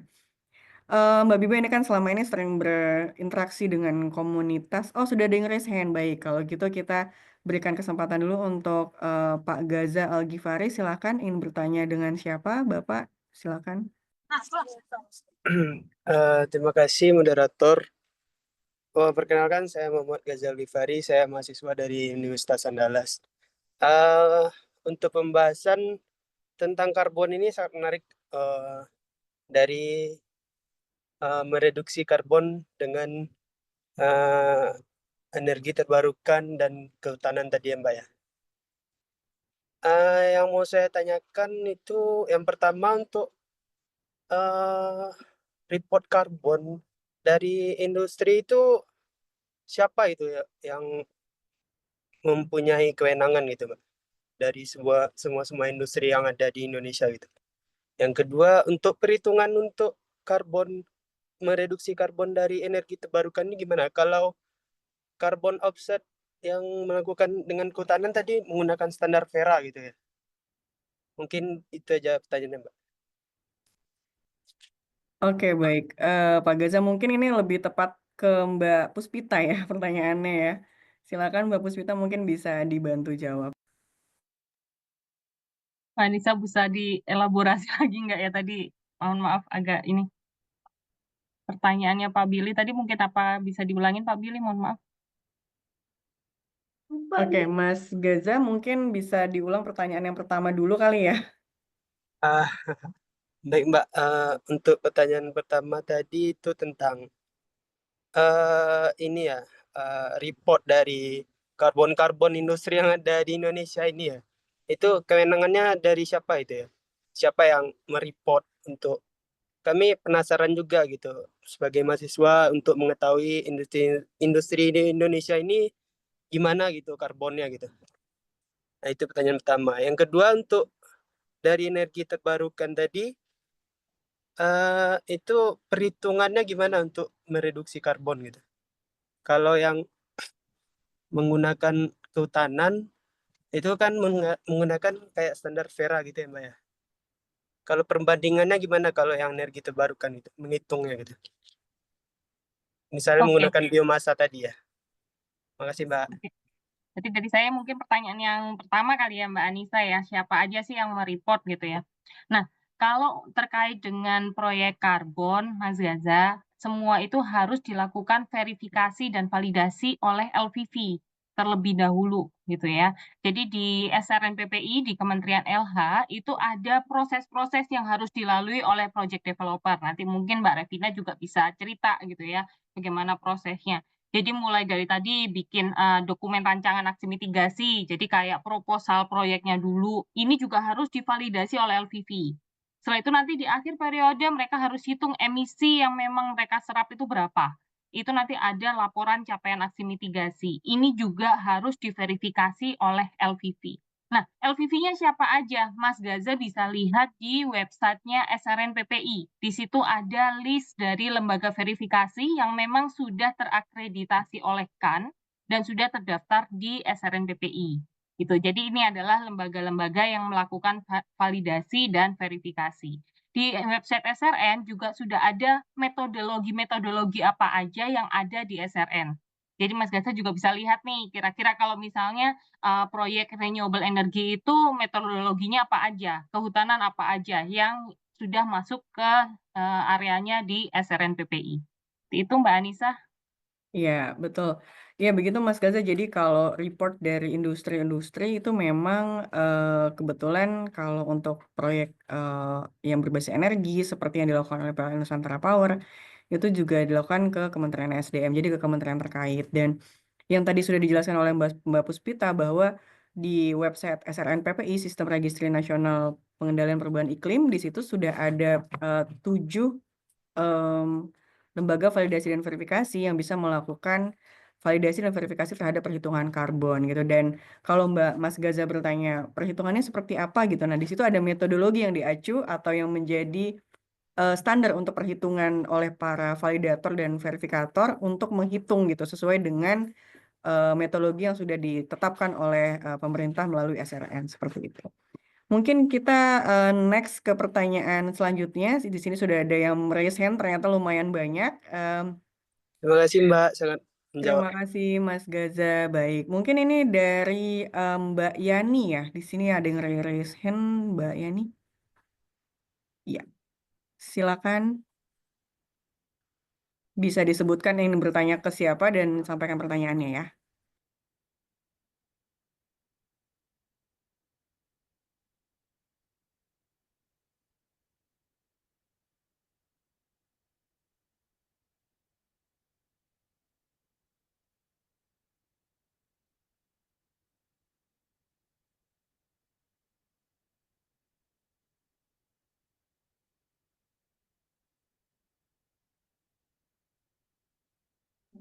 Mohon mungkin suaranya tidak terdengar ya Mbak. Ini tadi sudah unmute. Ya, kita ke Mas Putra dulu. Silakan Mas Putra, jika ingin bertanya, silakan disebutkan ke siapa. Ya, halo, mohon maaf. Mungkin saya cek dulu apakah terdengar suaranya. Iya, terdengar jelas. Oke, baik. Ini secara general saja ke panelis yang manapun, karena ini terkait dengan renewable energy secara keseluruhan, secara carbon credit. Pertanyaan saya mengenai perkembangan yang terjadi di tahun 2024 Agustus, di mana lembaga yang namanya ICVCM yang cukup diakui oleh para pembeli kredit renewable energy ataupun kredit secara umum itu mengeluarkan keputusan bahwa ada 8 kredit yang comprising 32% dari unrefired credit pada saat itu, yang isinya itu renewable energy semua, itu tidak diakui sebagai bagian dari core carbon principle. Saya ngobrol sama beberapa calon buyer, itu mereka sangat memperhatikan ini dan itu memengaruhi sentimen atau appetite lah terhadap renewable energy credit terhadap keseluruhan. Itu dari pengamatan saya. Pertanyaan saya, apakah para project developer yang ada di sini ataupun mungkin IDX Carbon melihat bahwa memang sentimen itu benar nyata adanya, atau jangan-jangan tidak berpengaruh, renewable energy laku-laku saja gitu, atau kemungkinan kedua itu berpengaruh, dan kalau berpengaruh maka apa taktik yang dilakukan ke depannya baik dari segi private sector, project developer maupun dari pemerintahan untuk mengantisipasi hal ini ke depannya. Itu aja, terima kasih.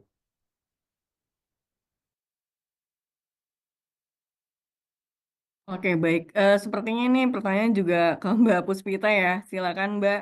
Tadi pertanyaan dari Mas Putra. Baik, Mas Putra, terima kasih. Kalau kita lihat dari perdagangan karbon gitu ya kemarin, dari mulai kita ada apa namanya berdiri hingga kemarin gitu ya, kita lihat semuanya dari proyek yang tercatat di bursa karbon itu berhubungan sama renewable energy gitu ya, atau energi apa namanya teknologi base gitu. Dan kalau kita lihat perdagangan sekarang itu udah cukup baik gitu ya. Kalau misalnya kita bandingkan dengan beberapa bursa karbon di dunia yang memang umurnya itu sama-sama nih sama Indonesia gitu. Jadi kalau sentimen itu seperti apa namanya ada ada seperti tadi itu memungkinkan sekali memang gitu ya. Kalau karena kan beberapa berita juga info bahwa bursa karbon ini sepi gitu ya. Ya mungkin memang ada sentimennya, tapi untuk kalau kita benchmark ke bursa-bursa yang melakukan voluntary market yang sama dengan Indonesia, dengan umur-umur yang sama, kita masih lebih baik. Karena kita setiap minggu juga melakukan benchmarking terhadap perdagangan karbon di beberapa negara. Seperti itu. Dan bagaimana usahanya gitu ya dari bursa karbon, yang pasti kita juga harus bersinergi dengan pemerintah. Karena tadi Pak Joko juga ada sampaikan, pasti dari sisi Kementerian LH sebagai focal point dari NEK gitu ya, mereka juga sudah melakukan berbagai upaya bagaimana SPE di Indonesia gitu ya, khususnya itu juga bisa diminati oleh luar. Seperti itu Mbak Nisa.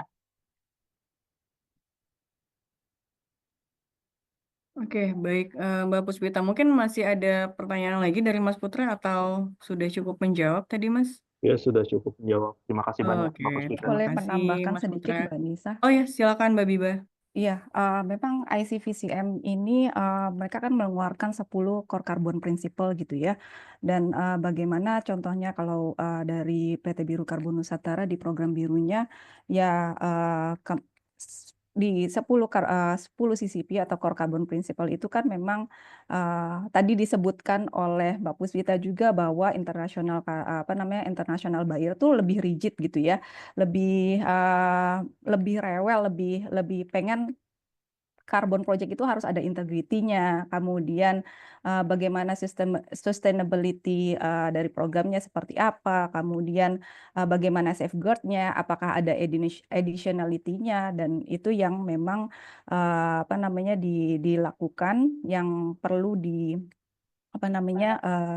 kita penuhi gitu ya sebagai carbon project gitu ya, untuk memenuhi 10 core carbon principle. Kita harus bisa membuktikan bahwa kita memang align dengan CCP tersebut. Mungkin itu dari saya. Terima kasih. Oke, baik.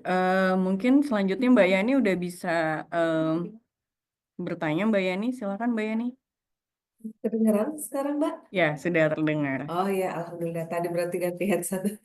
Ini tadi pertanyaan saya sebenarnya ke Mbak yang dari PLN. Mbak Revina ya. Ya, Dia lagi sepertinya ini ini ya. Atau general aja lah. Berarti mungkin dari Mbak dari yang IDX ataupun Biro Karbon bisa membantu. Nah, pertanyaan saya gini, tadi saya sempat browsing project-project yang masuk IDX Karbon. Intinya kan baru 2 ya Mbak ya, dari Pertamina dan PLN. Nah, Pertamina itu geothermal, PLN itu PLTGU, gas uap ya. Nah, pertanyaan saya berarti di antara 2 proyek inilah yang memiliki tabungan, istilahnya kalau orang awam bilang tabungan yang bisa dijual keluar gitu ya Mbak ya. Nah, selain 2 jenis itu, sebenarnya kan banyak ya yang di Indonesia. Nah, kira-kira itu kenapa ya Mbak ya? Mereka tidak tertarikkah untuk tadi apa SRNBP ya? SRNPPI tidak tertarik mendaftar di SRNPPI atau prosedurnya ribet atau seperti apa gitu, nggak sampai dari pembukaan sampai sekarang itu meningkatnya tidak banyak. Itu yang pertama. Nah, dan yang kedua untuk yang Mbak Revina, berarti untuk PLTGU itu sebenarnya surplus untuk dijual ini ya, karena kan gas uap kan sebenarnya kalau industri gas sebenarnya kan dia termasuk termasuk kelompok fosil fuel, koreksi kalau saya salah ya Mbak ya. Walaupun dia gas emisinya lebih rendah dibanding dengan coal, tapi kalau kita mau diklasifikasikan itu dia belum masuk ke renewable gitu ya Mbak ya. Itu pertanyaan gua untuk sementara. Terima kasih. Oke, baik. Silakan Mbak Puspita untuk menjawab mengenai tadi ya, kenapa nih sepi? Kenapa cuma Pertamina sama PLN isinya gitu? Apakah memang karena ini masih tahap awal, nanti next-nya seiring dengan regulasi dari pemerintah yang mungkin akan memandatorikan sektor-sektor lain gitu, baru akan mulai terlihat gitu ya, apa namanya, dampak positif dari penjualan karbon ini. Silakan Mbak Puspita. Iya, Mbak Nisa, Mbak Yani, terima kasih atas pertanyaannya. Kenapa cuman itu? Ya karena yang keluar dari SRN baru itu, gitu ya. Tadi seperti tadi saya sampaikan bahwa Bursa Karbon Indonesia akan selalu siap menangkap apapun yang keluar dari SRN sepanjang bentuknya saat ini harus keluar dari SRN PPI dan berbentuk SPE GRK gitu ya. Jadi kalau misalnya nanti someday kita bisa ada kerjasama dengan Vera, dengan Gold Standard juga itu memungkinkan sekali gitu, karena kita juga lagi kajian untuk hal tersebut. Nah, kalau permasalahannya di mana? Mungkin semua masih ada proses banyak, Mbak Yani, yang antri di SRN PPI. Tapi itu tadi, mungkin dari pemerintah juga ada nih pertimbangan-pertimbangan khusus, karena kan setiap sektor juga memiliki targetnya masing-masing. Gitu.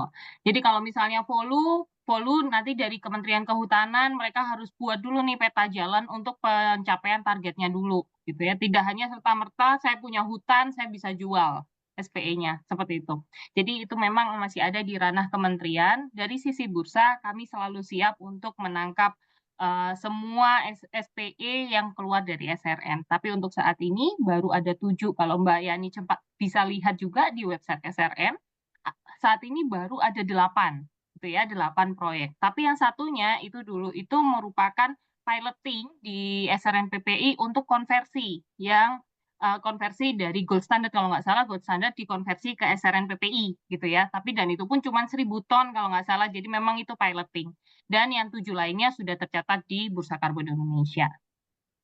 Mbak Nisa. Oke, baik. Mungkin tadi ada pertanyaan juga yang dari Mbak Yani untuk Mbak Revina. Tadi terdengar nggak Mbak Revina? Sudah, Mbak, terima kasih. Jadi di sisi pembangkitan di kami untuk karbon ini ada 2 ya Mbak ya. Yang pertama ada perdagangan emisi dan yang kedua ada offset emisi. Di mana di PLTU kami ini yang masuk ke dalam perdagangan emisi ada 11 PLTU yang kemudian akan dihitung jumlah emisi yang dikeluarkan apabila emisi tersebut masih di bawah batas emisi yang telah ditentukan oleh Kementerian SDM yang telah ditentukan, maka kami bisa menjual unit karbon itu sebagai PTBIPU, yaitu persetujuan teknis batas atas pelaku usaha untuk pembangkit listrik lainnya yang mengalami defisit. Sedangkan di sisi offset emisi yang telah saya sampaikan sebelumnya bahwa kami telah menerapkan teknologi base untuk pembangkit kami, yaitu Muara Karang dan Muara Tawar. Kemudian ada juga satu lagi yang saya tadi lupa menyebutkan, yaitu Sumbaku Tikar. Kita menerapkan teknologi base di mana kita mengimplementasikan teknologi terbarukan untuk menekan emisi yang telah dikeluarkan dari pembangkit kami seperti itu. Iya, oke, baik. Terima kasih Mbak Puspita dan Mbak Revina. Mungkin selanjutnya kita bisa ke Pak Harifuddin Mansyur. Silakan Bapak.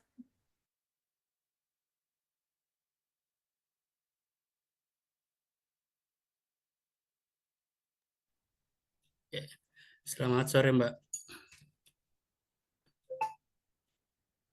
Halo, selamat sore. Bisa didengar ya?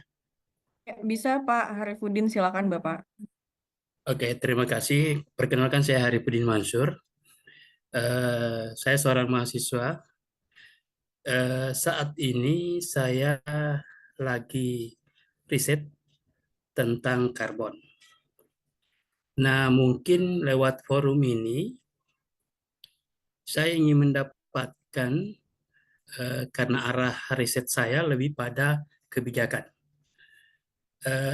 Terkait tentang perdagangan karbon ini, adakah di antara mbak-mbak ini yang bisa memberikan kami informasi di mana letak pemerintah daerah baik itu mungkin provinsi maupun kabupaten kota terkait perdagangan karbon ini. Yang selama ini kita tahu bahwa kesannya itu hanya pemerintah pusat yang berperan.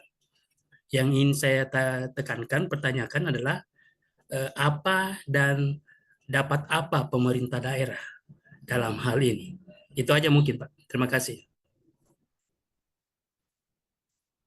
Oke, baik. Karena di sini kita memang tidak ada regulator tadi sebelumnya ya Pak ya untuk proses yang pertama gitu dari BPDLH.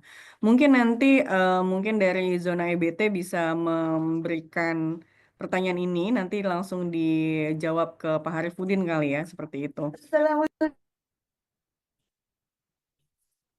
Baik, mohon izin Pak Arifudin, nanti saya akan sampaikan tim zona EBT, nanti akan langsung Bapak mungkin bisa langsung mendirect message ke saya gitu ya via chat, nanti saya akan menyampaikan ke tim dari zona EBT. Baik, selanjutnya mungkin dari Pak Samuel Darwisman, silakan Bapak jika ingin ada pertanyaan.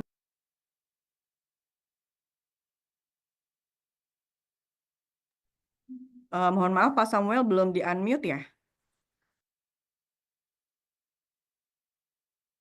Tuh, udah bisa dengar Bu ya? Ya, sudah Bapak. Silakan Pak. Ya, saya mahasiswa Ibu. Ya, kalau di transportasi dan logistik kan misalkan perusahaan-perusahaan itu dari truk berbahan bakar solar ya, dan biosolar kan sekarang sudah masuk juga sebagai energi terbarukan kan. Nah, terus apalagi sudah merubah ke listrik, itu bentuknya nanti insentif pengurangan emisi atau seperti apa? Yang kedua, berhubungan, saya sering dengar dengan carbon capture ya gitu. Kalau perusahaan logistik kan atau transportasi kan nggak ada carbon capture ya. Itu apakah carbon capture itu karbon yang diambil, disimpan, terus carbon capture itulah yang diperdagangkan di bursa karbon? Itu aja. Terima kasih Bu. Ya, baik. Silakan Mbak Puspita, apakah carbon capture sudah mulai ada yang mulai membidik ke bursa karbon atau seperti apa? Dan kalau sektor transportasi tadi itu akan mendapatkan insentif atau seperti apa gitu ya dari pemerintah? Karena setahu saya ini sejauh ini belum ada gitu insentif untuk yang mengurangi emisi atau seperti apa gitu ya. Silakan Mbak Puspita. Iya, kalau pertama untuk carbon capture storage ya, Pak Samuel. Yang saya tahu sih saat ini masih banyak yang melakukan research untuk si carbon capture storage. Tapi kalau untuk sudah masuk ke area pendaftaran di SRN, saya kurang tahu nih Pak Samuel. Jadi udah banyak kalau yang datang ke kami juga sudah ada beberapa yang diskusi terkait dengan CCS ini gitu ya untuk proyek CCS. Tapi kalau untuk sudah masuk ke SRN apa belum, saya kurang tahu tuh. Seperti itu. Jadi mungkin ke depannya nanti mungkin ada. Tapi memang untuk CCS ini bisa dikatakan ini adalah proyek yang cukup mahal gitu ya, yang cukup mahal. Dan perlu mungkin juga Bapak Ibu atau teman-teman di sini perlu ketahui bahwa sebenarnya proyek karbon itu kan terbagi jadi dua nih sebenarnya. Dia sebagai pengurang emisi atau mengurangi emisi.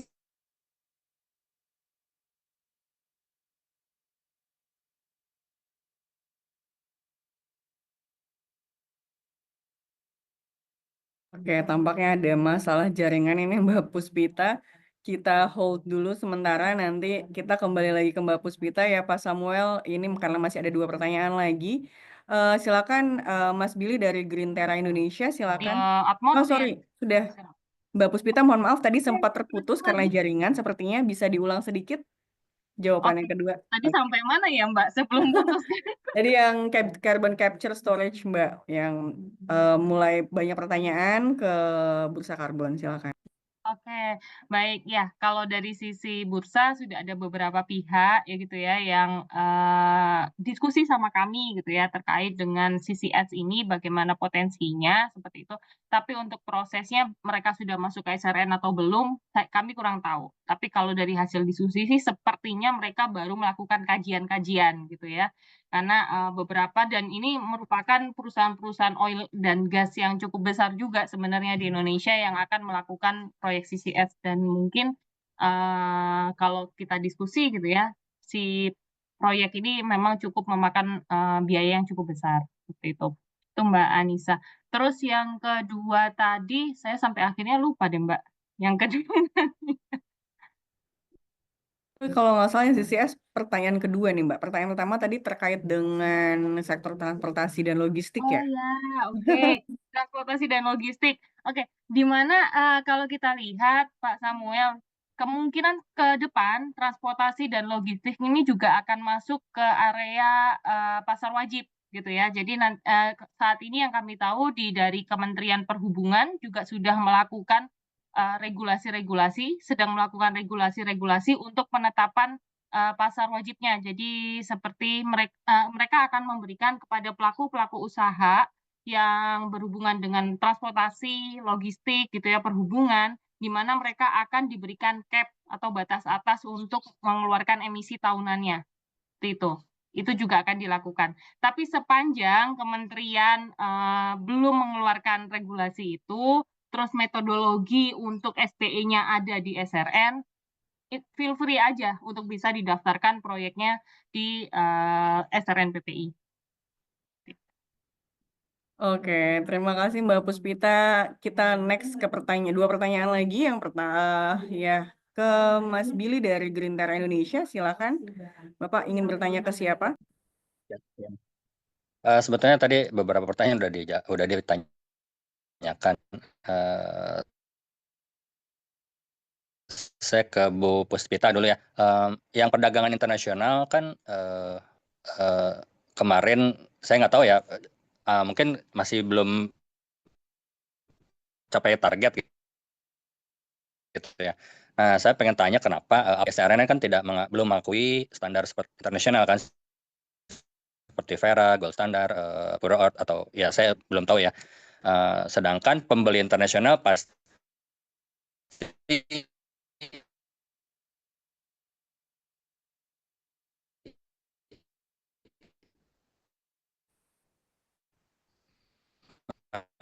Mohon maaf Pak Billy, sepertinya terputus-putus ini jaringannya. standar itu gitu. Sementara Pak Billy, mohon bagaimana Bu izin. Puspita saya kurang tahu ya, apakah ya, halo, saya matiin video dulu. Oke, bisa Halo? diulang Pak, pertanyaan tadi sempat terputus. Ya, untuk yang internasional Bu Puspita kan SRN belum mengakui standar internasional seperti Verra, Pure Earth, atau Gold Standard dan lain-lain ya. Sementara pembeli internasional pasti menginginkan yang sudah tersertifikasi internasional gitu kan, bukan yang dari SRN. Nah, Ibu kan mungkin ada di tengah-tengah nih kan. Itu bagaimana Ibu menghadapi hal ini sebetulnya?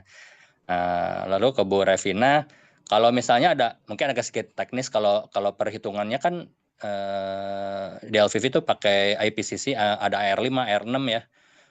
Nah, ketika di LCAM itu kan sudah dihitung pakai standar perhitungan emisi sekian ya. Terakhir mungkin AR6. Nah, kemungkinan nanti kalau IPCC bersidang lagi ada keluar AR7 misalnya kan. Nah, itu kan ada perubahan perhitungan. Itu bagaimana yang sudah terlanjur dihitung, apakah ada yang terlanjur dijual gitu, sementara perhitungan berbeda. Misalkan CO2 ekuivalen dari metan gitu kan beda-beda. Dulu 21, terus ada yang 80, ada yang terakhir 25 gitu kan. Nah, itu gimana kalau ada perbedaan perhitungan, apa yang terjadi dengan karbon yang sudah terlanjur terjual gitu. Lalu saya nggak tahu di sini ada yang dari yang SRN juga nggak ada mungkin ya, jadi saya juga masih bingung pertanyaannya. Ya terkait standar tadi, mungkin Bu Biba juga punya kesulitan sendiri terdaftar di SRN karena standarisasi ini. Ya mungkin itu dulu Bu. Terima kasih. Iya, Iya, silakan maaf. dijawab mungkin Apa sih Mbak namanya? Vita. Waktunya slide gitu ya, Bu ya. Pak Billy, itu salah satu yang jadi masukan juga saat kita melakukan roadshow gitu ya ke pembeli luar gitu ya. Ini standarnya bagaimana? Ini bisa diakui secara global atau tidak? Nah, itu merupakan salah satu hambatan. Mungkin Bu Biba juga nanti bisa tambahin gitu ya. Itu salah satu hambatan karena memang ya tadi pembeli asing itu sangat rigid gitu ya. Mereka minta macam-macam lah gitu ya. Mereka lihat kemarin kita sodorin apa namanya semua tentang proyek yang telah diautoris oleh Kementerian LH gitu. Dan memang pertanyaannya banyak banget. Nah, harapannya pemerintah juga berperan aktif di sini gitu ya. Dan saya lihat sebenarnya dari Kementerian LH juga sudah mulai nih gitu ya, sudah mulai melakukan pendekatan Vera, Gold Standard gitu ya. Kita lihat mungkin next itu SRN juga akan diakui secara global sih Pak Billy.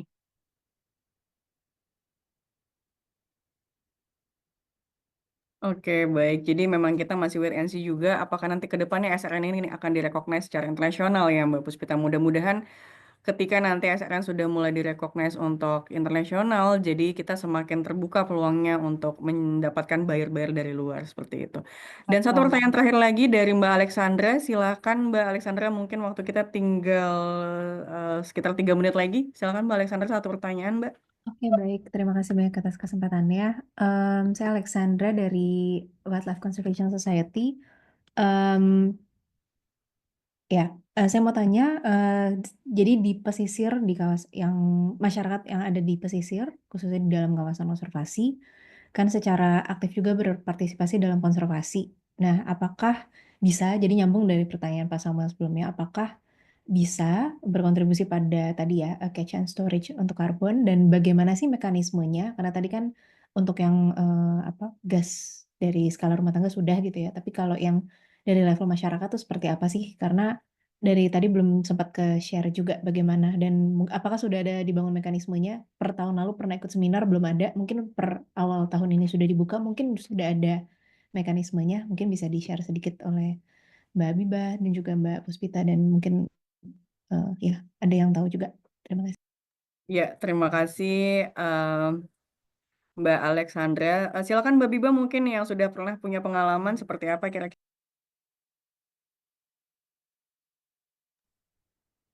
Ya, terima kasih pertanyaannya Mbak Alexandra. Ini dari komunitas di pesisir begitu ya, Mbak Alexandra. Ya, jadi ya. Iya betul Mbak, misalnya yang tinggal di dekat ekosistem mangrove, lamun, dan terumbu karang seperti itu. Ya, ya, jadi kan memang apa namanya terkait dengan komunitas ini, apalagi mangrove, memang saya juga ada beberapa perusahaan seperti misalnya Carbon Ethics yang memang concern di carbon project di mangrove gitu ya. Nah, pendekatannya kepada komunitas mungkin tidak jauh berbeda dengan apa namanya di program biogas yang memang di skala komunitas. Nah, mungkin pengalaman saja ketika kemarin kami diminta untuk memfasilitasi komunitas di Boyolali yang memang mereka juga pengguna biogas, bagaimana caranya supaya mereka bisa men-tap apa namanya potensi karbon kredit untuk sustainability apa namanya program biogas mereka gitu ya. Nah, memang sayangnya terkait dengan apa namanya potensi atau nilai ekonomi karbon ini belum banyak diketahui oleh masyarakat gitu ya. Masyarakat mungkin tahu, seperti yang disampaikan oleh Presiden Jokowi, misalnya bahwa potensi dari karbon kredit ini sebanyak 3.000 triliun. Tapi bagaimana men-tap kesempatan itu masyarakat sampai level bawah ini belum tahu gitu ya. Jadinya akhirnya kemarin di bulan Oktober, November, Desember kami memfasilitasi masyarakat pengguna biogas di apa namanya di Boyolali terkait dengan climate financing training, apa itu NEK, kemudian bagaimana proses dari apa namanya nanti pengajuan SRN, registrasi, apa proses yang harus dilalui, membuat dokumen rancangan aksi mitigasi, kemudian divalidasi oleh LVV, dan membuat laporan capaian aksi mitigasi, verifikasi, sampai akhirnya keluar SPE GRK gitu ya. Jadi memang harapannya di masyarakat di pemerintahan pusat ini terkait dengan sosialisasi bagaimana bisa masuk ke dalam SRN ini tidak hanya di kawasan pusat, karena memang Carbon Project ini sangat sangat banyak sekali dan komunitas banyak yang terlibat. Diharapkan juga bisa melibatkan, bisa memberikan sosialisasi sampai ke level paling bawah gitu ya kepada masyarakat di Indonesia. Itu sih mungkin sharing dari saya terkait yang kami lakukan kemarin. Semoga bisa menjawab pertanyaan dari Mbak Alexandra. Oke, baik. Terima kasih Mbak Biba. Berhubung waktu kita juga sudah hampir habis, saya mungkin minta closing statement gitu ya dari masing-masing speaker yang telah meluangkan waktu pada sore hari ini.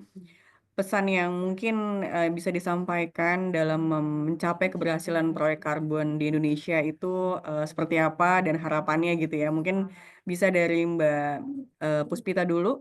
Silakan, Mbak. Aduh, jadi nomor 1 nih Mbak Nisa. Baik, kalau dari sisi bursa karbon, kami harapkan semakin banyak demand, semakin banyak supply dari masyarakat gitu ya. Dari sisi demand juga saya harap perusahaan-perusahaan di Indonesia sudah lebih memahami gitu ya apa fungsinya bursa karbon di sini bagi melakukan offset untuk emisi-emisi yang mereka keluarkan. Terus nanti untuk lembaga-lembaga yang memang terjun dengan karbon gitu ya juga bisa bekerja sama dengan kami, bahkan individu pun dan individu juga bisa nih sebenarnya gabung dalam misi untuk melakukan pelestarian bumi lah ya seperti itu, di mana zona EBT juga di sini sudah sering melakukan kerjasama dengan kami untuk retirement on behalf. Jadi di individu-individu di sini bisa memesan untuk membeli unit karbon di bursa karbon dan dilakukan retirement atas nama mereka gitu ya. Biasanya mereka melakukan offset atas emisi tahunan, jadi penggunaan listrik gitu ya, penggunaan BBM itu juga bisa dilakukan. Jadi kami harap supply dan demand bisa dibangun dengan kuat sehingga bursa karbon bisa tumbuh dengan maksimal. Terima kasih Mbak Nisa. Baik, silakan Mbak Revina.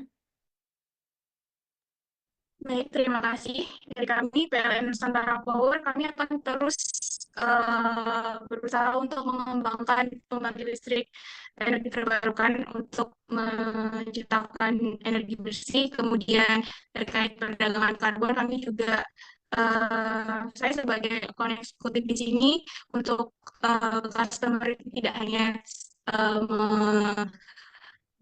hanya untuk menawarkan produk, tapi juga untuk meningkatkan awareness masyarakat untuk bahwa offset carbon itu penting untuk bumi kita. Dan juga selain itu, kita juga selain ke perusahaan-perusahaan, kita juga approach ke individual, B2C itu. Jadi seperti itu Mbak, secara B2C, jadi kita untuk menawarkan karbon kita. Contohnya di event seperti Electricity Run, seperti itu. Baik, terima kasih Mbak Revina. Dan terakhir dari Mbak Biba, silakan Mbak. Ya, kalau menurut saya memang dalam mencapai net zero emission ini kan perlu kolaborasi dari berbagai pihak gitu ya. Tidak hanya pemerintah pusat, tapi sampai di masyarakatnya juga perlu dilibatkan gitu ya, sehingga informasi NIK ini harus bisa sampai bawah. Nah, harapan dari saya sebagai supplier dari carbon credit nih, semoga demand dalam negeri juga semakin banyak gitu, dan juga regulasinya pasti supaya bisa lebih lebih baik lagi gitu ya, karena pasti saya paham ada tantangan-tantangan dalam regulasi. Itu mungkin dari saya. Terima kasih. Oke, baik. Terima kasih Mbak Biba, Mbak Puspita, Mbak Revina atas waktunya pada sore hari ini. Dan mudah-mudahan sesi kita pada sore hari ini bisa memberikan manfaat berupa pemahaman yang mendalam tentang perkembangan proyek karbon di Indonesia dan bisa memiliki kontribusi yang nyata dalam mewujudkan masa depan yang berkelanjutan melalui inisiatif karbon. Baik, terima kasih atas waktunya dan saya kembalikan ke MC. Terima kasih. Baik, terima kasih Mbak Nisa. Oke, terima kasih ya untuk Kak Anissa sudah memandu jalannya diskusi pada hari ini. Dan terima kasih juga untuk speaker-speaker kita pada diskusi yang pertama, Ibu Biba, Ibu Puspita, dan Ibu Revina. Teman-teman stay sampai akhir ya, karena di akhir akan ada link presensi untuk mendapatkan sertifikat. Keren-keren banget kan diskusi pertama tadi. Setelah diskusi pertama, kita akan lanjut ke diskusi kedua yang gak kalah menariknya dengan diskusi pertama tadi. Tapi sebelum itu, kita akan melakukan dokumentasi terlebih dahulu. Oke, boleh on kamera ya.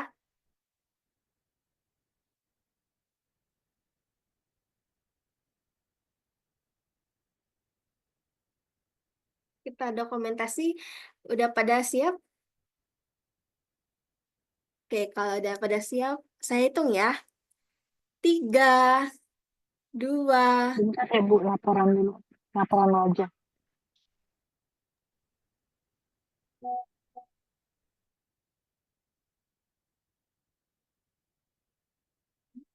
Oke, kita mulai dokumentasinya ya. 3, 2, 1.